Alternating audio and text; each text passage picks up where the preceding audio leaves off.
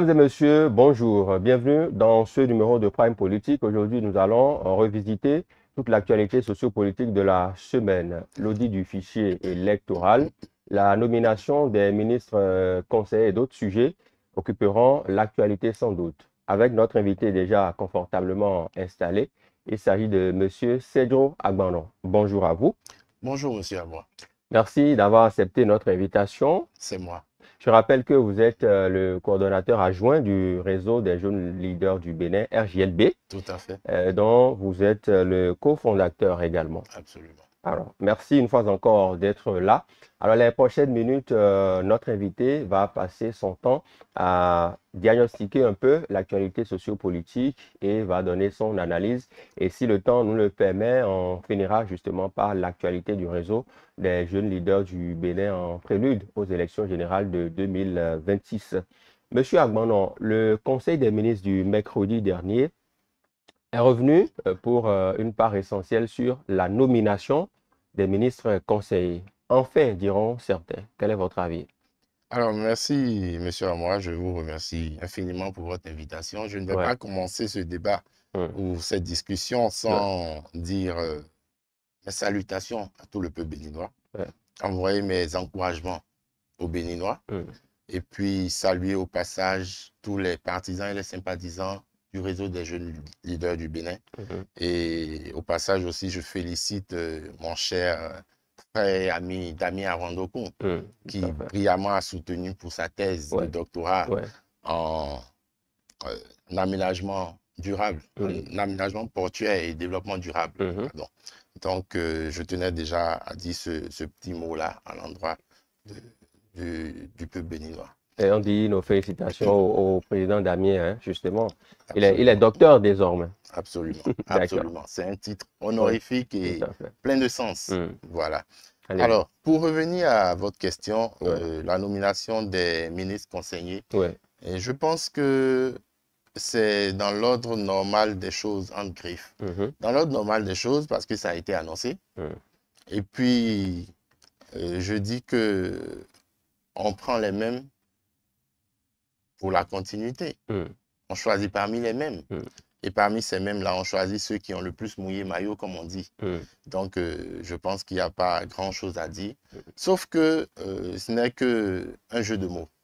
Pour moi, ce n'est qu'un jeu de mots. Jeu de mots dans quel sens? Voilà, ministre conseiller, pour moi, c'est simplement des conseillers techniques. C'est des chargés de mission qu'on vient de nommer. Donc, c'est bien si le chef de l'État estime qu'il en a besoin pour sa gouvernance en cette fin de mandat. Bien, écoutez, on appréciera leurs compétences, ou plutôt peut-être même que ce n'est pas nous qui allons apprécier, mais c'est lui, parce qu'ils seront plus rapprochés à lui. Donc, je ne sais pas s'ils auront un cabinet ou tout ce qui va avec les ministres ordinaires que nous avons. Mais voilà, je pense que c'est dans l'ordre normal des choses. On nous l'avait annoncé et puis on le prend avec beaucoup de plaisir. Déjà, il faut noter quand même hein, que il y a 12 ministres conseillers qui sont nommés par le chef de l'État.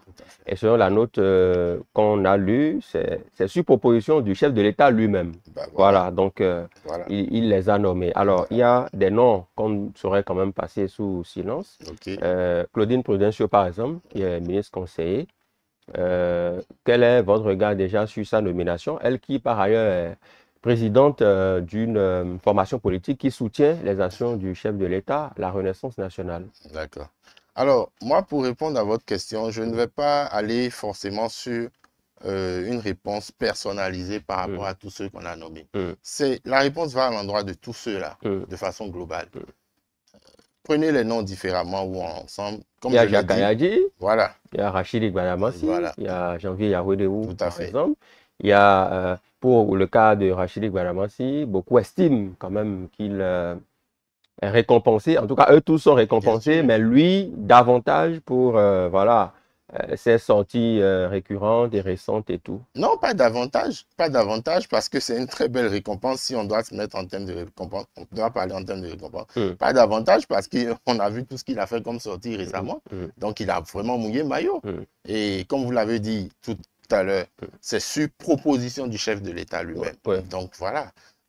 On ne va pas personnaliser et faire un argument ou un commentaire sur chacun d'eux. Non, mais c'est global ce que je dis.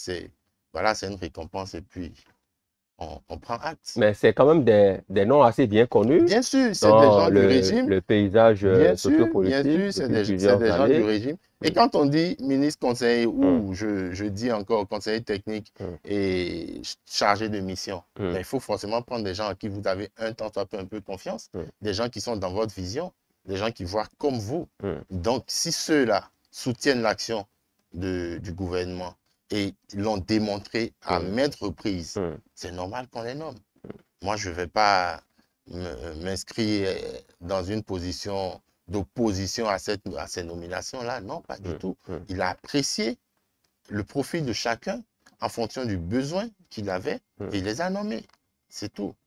Donc, moi, c'est comme ça que je vois la chose. Mais est-ce qu'il n'y a pas d'autres jeunes, justement, puisque quand on a parlé de ministre conseiller, dans l'opinion publique, c'est qu'il y aura forcément de nouveaux visages, puisque, vous le savez, M. Agbanon, depuis plusieurs années, les remaniements ministériels ont été quand même des vœux pieux. Ce n'est jamais pratiquement arrivé. Il y a eu des réaménagements techniques, voilà, une sortie par ici, un réaménagement par là.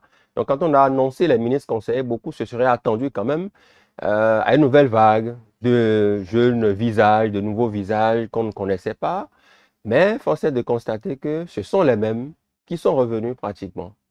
Vous avez bien dit dans l'opinion publique, mais dans l'opinion du chef de l'État qui a instauré, qui a créé ce poste-là, est-ce que c'est sa vision? Non, encore une fois, je le dis. Vous savez, vous gouvernez un pays avec une vision. Vous avez des objectifs. Et en fonction des objectifs que vous avez, vous donnez les moyens de les atteindre. Donc, ces nominations-là, excusez-moi, mais ne sont pas faites pour satisfaire l'opinion publique forcément. Non. Il est aux affaires, il a un objectif, il se donne les moyens d'atteindre ces objectifs-là. On a dit la même chose pendant les 9 dernières années, parce qu'on tirait la fin du mandat. On attendait à chaque fois des remaniements de ministres, de trucs. Non. Mais écoutez, ça a été tellement critiqué. Moi, je ne m'inscris pas en défenseur forcément du gouvernement, mais je dis que ce n'est pas non plus une mauvaise chose de garder des ministres aux affaires. La fidélité au poste aussi. Qui puissent vraiment poursuivre leurs actions. Parce que je dis toujours que gouverner, c'est une vision.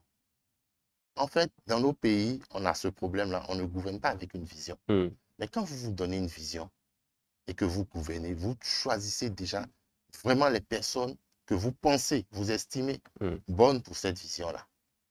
Quand elles viennent aux affaires, vous ne pouvez pas passer votre temps à les changer chaque 1 an et demi, chaque 2 ans.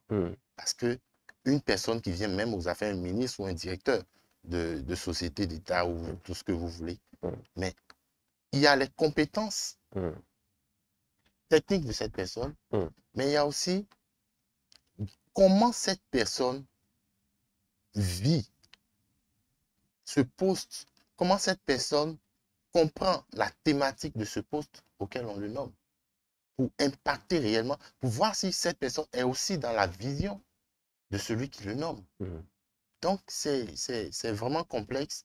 Moi, je ne suis pas vraiment contre le fait qu'il n'y ait pas eu trop de remaniements durant ces 9 dernières années. Mais il y a d'autres personnes qui auraient voulu quand même être nommées. Oui, on sait que c'est aussi politique, qu'on le veuille ou pas, les choix du chef de l'État. Et donc, d'autres personnes qui ont mouillé le maillot auraient voulu quand même participer justement à la gestion des affaires. Tout à fait. Mais ce n'est pas elle qui décide, malheureusement.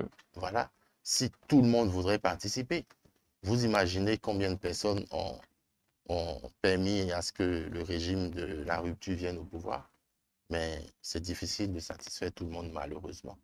Donc, je pense qu'on finira jamais de faire ce débat-là. Au niveau de votre réseau, le plus important, ce sont les réalisations. C'est de ça qu'on doit plutôt parler. Évaluer les réalisations du régime. Est-ce qu'il y a de bonnes réalisations? Est-ce qu'il y a des choses à refaire? Est-ce qu'il y a des choses à améliorer? Moi, en tant que jeune, je m'inscris dans cette démarche au lieu de faire un débat purement politicien. Non. Moi, je préfère plutôt qu'on aborde des thématiques bien précises par rapport à tout ce que le régime a entrepris. Il faut le dire. le régime a entrepris beaucoup de choses. Et moi, je suis très content parce que c'est des choses dont moi, je rêvais depuis longtemps pour mon pays. Mais après, ces choses-là ont été entamées. Est-ce qu'elles ont été bien montées? Est-ce qu'il y avait de la méthodologie dans tous les secteurs où il y a eu vraiment une révolution, je dirais? C'est de ça qu'on devrait parler. C'est de ça que nos compétences devraient servir. Quand je prends le domaine de l'agriculture, quand je prends le domaine de l'industrialisation, ainsi de suite. Qu'est-ce qui a été fait? Quelles sont les nouveautés? Mais ces nouveautés-là, est-ce qu'elles ont été bien menées? Est-ce qu'il y a eu de la méthodologie? Quelles ont été les limites? Comment on pourrait faire pour les améliorer? Moi, c'est ce genre de thématique que j'aime. D'accord. Sur la question des ministres conseillers, donc on estime que puisqu'on aborde la fin du second mandat du chef de l'État, certainement, il veut renforcer le système pour les échéances qui arrivent, peut-être pour son successeur ou pour le dauphin qu'il aura choisi. Parce qu'entre-temps, on sait que vous voyez Jacques Kayadji, vous voyez Claudine Prudencio, Seda Mimele Fagla et bien d'autres. Ils font tous partie, ces personnes-là, de l'écurie des soutiens du chef de l'État et du régime en place. Donc, est-ce que leurs différentes formations politiques auront les coups de franche pour choisir un candidat? Ou si le chef de l'État choisissait un successeur, il n'irait pas contre, étant entendu qu'ils sont déjà autour de lui en ce moment? Je vais vous surprendre avec ma réponse. Allez-y. Et peut-être que ma réponse sera un peu un pavé jeté dans la mare. Allez-y. En réalité, c'est le dernier tour d'horizon, selon mon analyse personnelle, que le chef de l'État est en train de faire. Parce que vous l'avez dit, le chef de l'État est à la fin de son régime. Et si je dois faire une analyse purement politique, avec tout ce que le régime de la rupture a mis en place, il est tout à fait normal que le chef de l'État cherche à continuer son régime. Pas personnellement. Personnellement, jusqu'à preuve du contraire, c'est exclu. Et je ne pense pas qu'il le veuille lui-même. Mais il faut que le régime continue. Mais si le régime continue, ayant gouverné comme il a gouverné, ayant entrepris tout ce qu'il a entrepris, je pense qu'il devrait normalement chercher ou logiquement avoir mainmise réellement sur la continuité. Et avoir mainmise sur la continuité requiert vraiment beaucoup de grandes décisions, des décisions fortes. Il faudrait malheureusement qu'il fasse une purge de la classe politique, une vraie purge. Il y a une certaine catégorie de personnes qu'il va falloir écarter. Et le premier critère de ces personnes-là, c'est l'âge. Parce que c'est dans cette tranche d'âge de plus de, je dirais, 60 ans, peut-être même à partir de 55 ans, 60 ans, qu'on retrouve malheureusement le gros panier à crabe qui a toujours tourné autour des chefs d'État de notre pays depuis une vingtaine d'années, mais qui n'apporte pas vraiment grand-chose, à part le soutien politique, purement politique. Le chef de l'État a gouverné, certes, avec beaucoup de politique, mais il a entrepris beaucoup de choses pour le développement de notre pays. Et ça, je sais qu'il y tient beaucoup. Alors, il ne va pas courir le risque de laisser la politique politicienne détruire tout ce qu'il a entrepris après qu'il soit parti du pouvoir.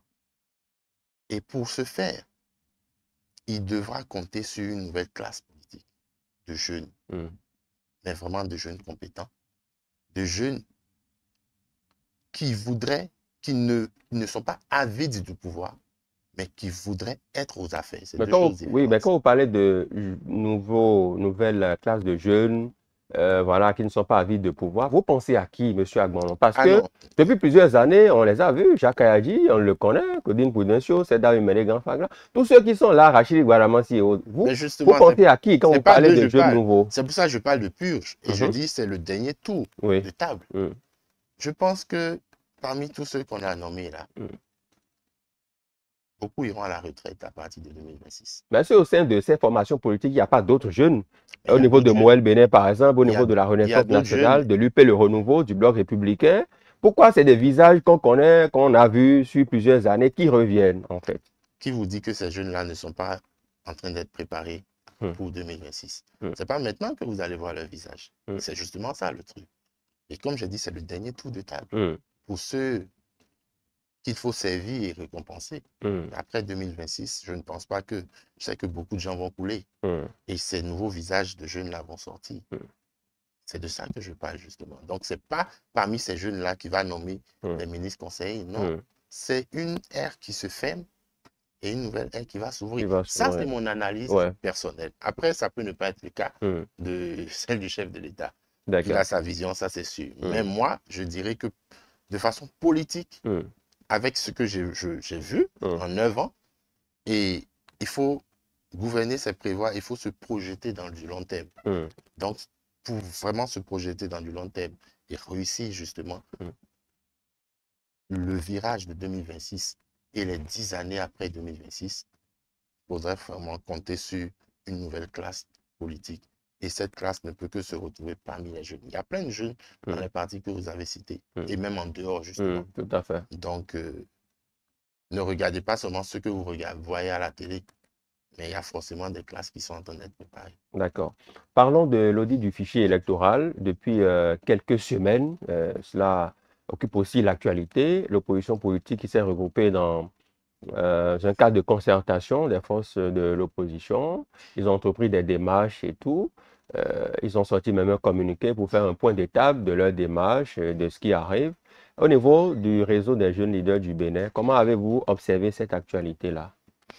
Alors, nous l'observons positivement. Positivement dans un premier sens parce que on milite pour la paix au Bénin. On voudrait vraiment que tout se passe dans la tranquillité, dans la quiétude. On a déjà, excusez-moi, mais un code électoral assez chrysogène, je l'ai déjà dit maintes fois par le passé sur les débats. Pour plusieurs raisons, on ne va plus les étaler, tout le monde les connaît aujourd'hui. Et le fichier électoral sur lequel nous allons partir et faire nos élections, il doit vraiment rassurer les uns et les autres. Et ce que demande ce cadre de concertation-là, ben, ce n'est pas quelque chose d'exceptionnel, c'est même prévu par le code électoral.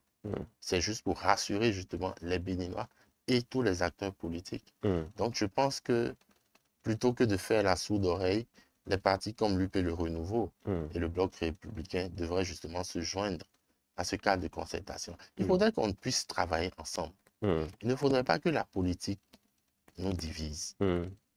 Moi, en tant que jeune, ayant une vision pour notre pays, je pense qu'on ne devrait pas se camper sur ces positions parce qu'on est d'un bord politique. Il faut regarder le pays. Il faut voir ces populations-là qui nous regardent d'un certain œil et disent ces politiciens-là, ils ne font que ce qu'ils veulent.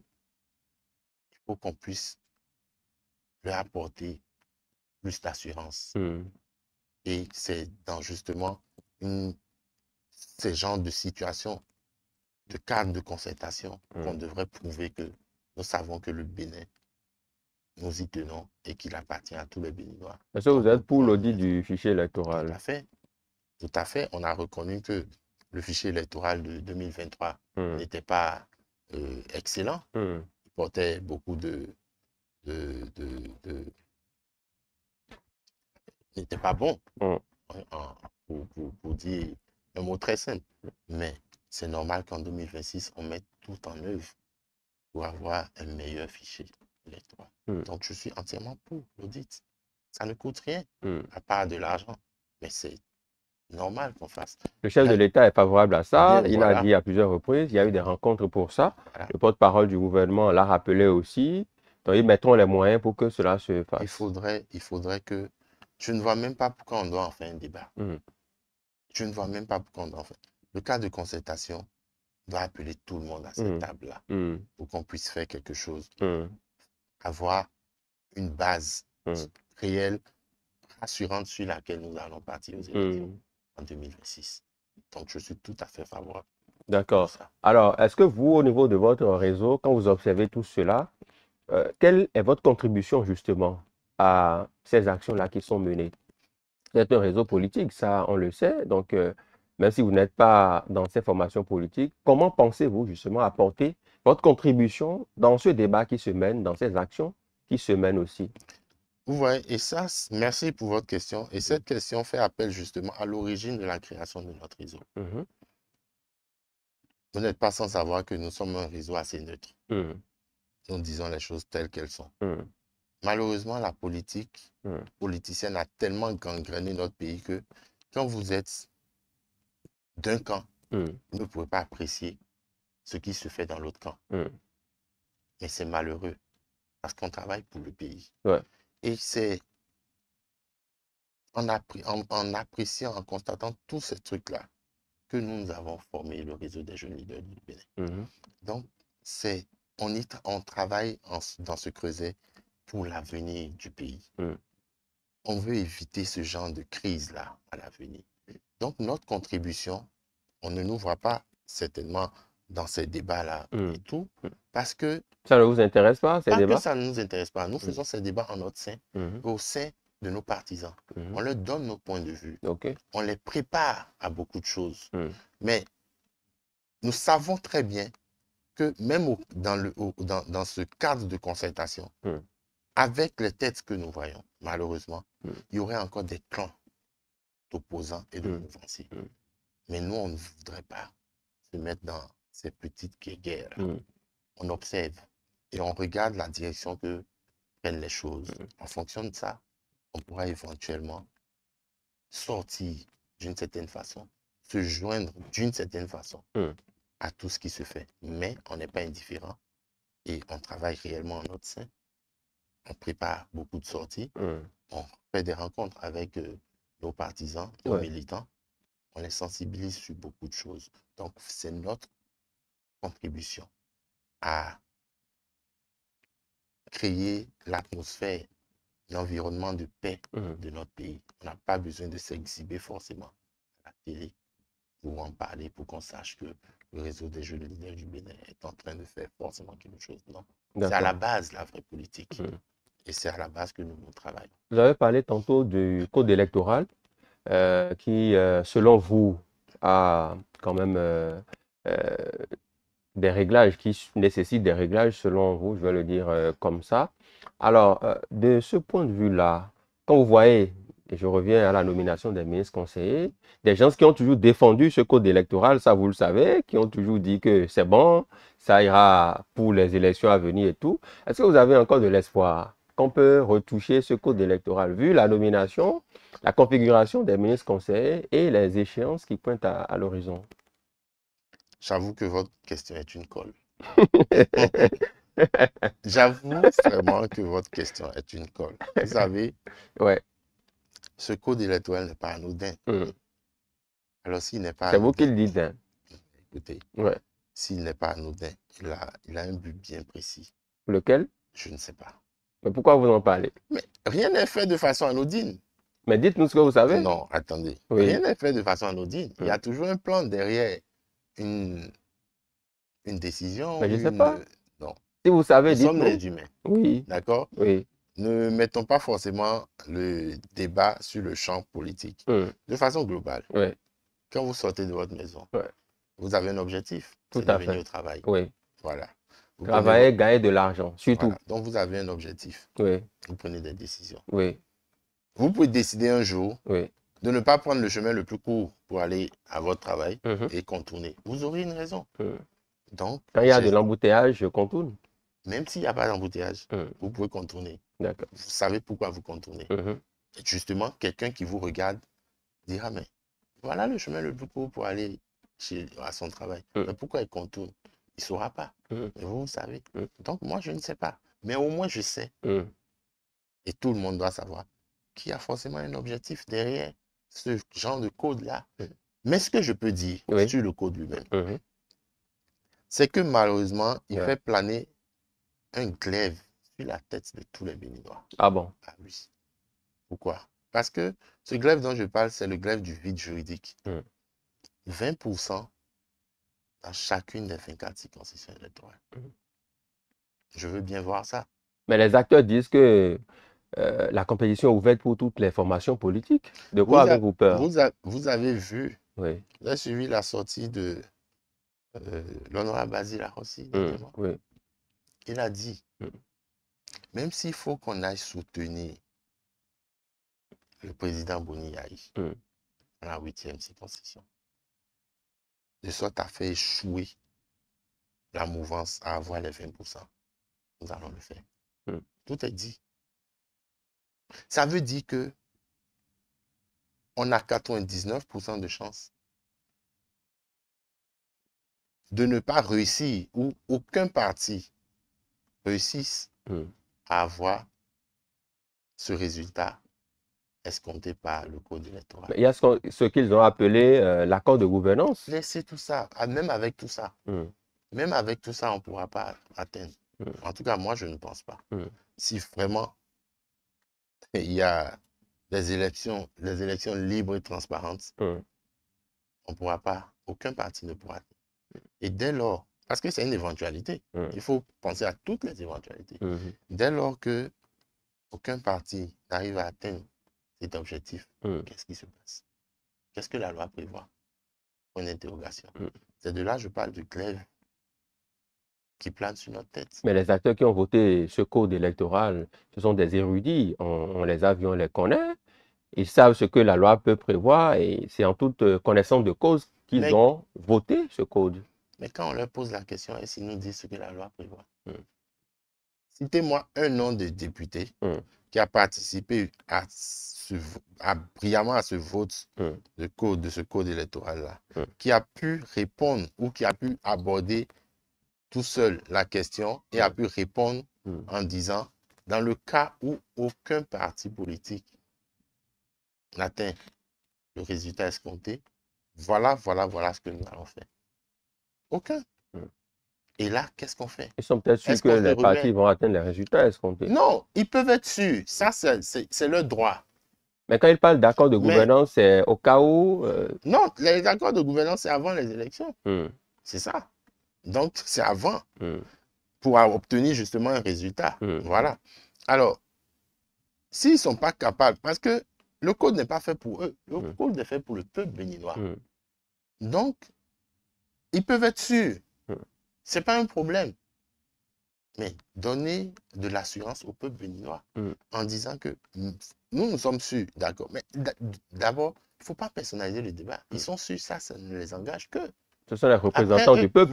S'ils sont sûrs, c'est que le peuple est sûr, n'est-ce pas? Non, ne voyez pas les choses de cette façon. Être représentant du peuple ne veut pas dire qu'on détient la pensée du peuple. Vous êtes représentant du peuple parce qu'on vous donne un quitus pour aller défendre le peuple. Mais c'est ça qu'il faut. Pourquoi on fait le référendum? On a les députés, mais parfois on va au référendum. Mais on est 13 millions de Béninois. 13 millions ne peuvent pas siéger à l'Assemblée nationale. Je suis d'accord. C'est le principe démocratique. C'est sur ça qu'on parle. D'accord, d'un régime démocratique. Mais je vous dis, dans la pratique, est-ce que votre pensée aujourd'hui est celle du député qui vous représente selon votre circonscription électorale à l'Assemblée? Vous êtes sûr qu'un seul député peut avoir la pensée de 1000 habitants? 2000 habitants? Non. Non. Donc, c'est pour ça qu'ils doivent faire les choses, toujours rester dans la posture de faire les choses pour rassurer au maximum les électeurs. D'accord. Et donc, ce n'est pas à eux de dire, nous sommes sûrs, oui, ils sont sûrs, d'accord, mais dans le cas où personne, aucun parti n'atteint, n'obtient ce résultat-là, qu'est-ce qu'on fait? Moi, ça me fait peur. Honnêtement, ça me fait peur. Donc, je ne sais pas c'est quoi l'objectif de ce code-là. Mais tout ce que je sais, c'est que c'est un code à revoir. C'est un code chrysogène. Est-ce que j'ai espoir que cela puisse être vu? Honnêtement, je n'en sais rien. Je ne peux pas m'avancer sur ce terrain-là. D'accord. Monsieur Sedjo Agbanon, vous êtes coordonnateur adjoint du réseau des jeunes leaders du Bénin, cofondateur du réseau. Vous êtes notre invité dans le cadre de ce programme Prime Politique. On parlait des députés, restons avec eux, surtout à l'Assemblée nationale. On sait que dans le cadre du vote de la loi de finances 2025, le parti d'opposition Les Démocrates a encore brillé par un acte qu'on lui connaît depuis peu désormais. Ils ont voté contre ce budget-là. Un budget dans lequel, j'aime à le rappeler, ils seront payés, ils auront leur prime pour l'année et tout, leur prime de député, puisque c'est une réalité, mais ils ont quand même voté contre. Mais on sait que vous vous attendiez à autre chose de leur part. Ils auraient voté pour. Vous vous attendiez à ça. Ils auraient pu voter, c'est une Ouais. éventualité. Il y a deux cas. Ouais. Est-ce que vous vous attendiez à ce qu'ils votent? En tant que citoyen, c'est possible. Bon, qu'ils votent ou qu'ils ne votent pas, vous, en tant que citoyen, ce qui va se passer, va se passer. Voilà. C'est pour dire quoi? C'est encore une fois ce que je disais. La politique politicienne. Quelles sont les raisons fondamentales pour lesquelles ils ont voté contre? Moi, j'aimerais savoir. Mais ils sont là-bas pour voter systématiquement contre tout ce qui est proposé. C'est ce qu'on peut dire, c'est ce qu'on peut déduire. Et c'est ce que nous refusons. Quels sont les débats qui ont eu lieu sur les différents budgets qui ont été présentés, les différents programmes? Est-ce qu'il y a eu vraiment des débats techniques allant dans le sens de l'amélioration des conditions de vie du Béninois? Est-ce qu'on a eu des débats pertinents? Est-ce qu'ils ont voulu qu'on améliore? Le vrai problème, c'est parce qu'il n'y a pas le réel dialogue politique. Si dans un pays, il n'y a pas un réel dialogue politique entre politiciens, on observe, on aura ce genre de choses-là. Et c'est ce que nous, jeunes, nous devons refuser. C'est ça, nous devons rompre avec cette manière de faire-là. Nous devons apporter du nouveau pour notre pays. Parce que s'il y avait vraiment un dialogue, une atmosphère de dialogue politique dans notre pays, je pense que députés autant de la mouvance que de l'opposition ne vont pas juste se voir dans les couloirs de l'hémicycle pour parler de tout et de rien, mais plutôt parce qu'ils sont de très bons amis. Hein. Tout à fait. Détrompez-vous, ils sont de très bons amis. Mais ce serait bien qu'ils soient des partenaires politiques au lieu d'être des opposants, des mouvanciers. Ils se retrouvent dehors, ils arrivent à faire des réjouissances ensemble et tout. Mais quand il s'agit de parler des réelles questions du développement de notre pays, ils n'arrivent pas à avoir le bon débat. Chacun est campé sur sa position. Je suis mouvancier, je suis opposant. Je fais ce que j'ai à faire. Point barre, ils sont bornés. Moi, je n'aimerais pas que cela continue. Nous sommes jeunes. Nous avons beaucoup de vision pour notre pays. Et nous devons vraiment faire en sorte de changer les choses. Dénoncer et apporter vraiment des propositions. Parce qu'on peut gouverner un pays de façon saine, de façon participative. On peut y arriver. Notre génération peut le faire. Vous en parlez justement, vous êtes membre du réseau des jeunes leaders du Bénin. 2026 arrive. Que pensez-vous? Que faites-vous sur le terrain? Qu'entrevoyez-vous? On va sortir par là. D'accord. Merci beaucoup. Alors, déjà, je vous remercie encore une fois pour votre invitation. Et comme je l'ai dit au cours de notre discussion,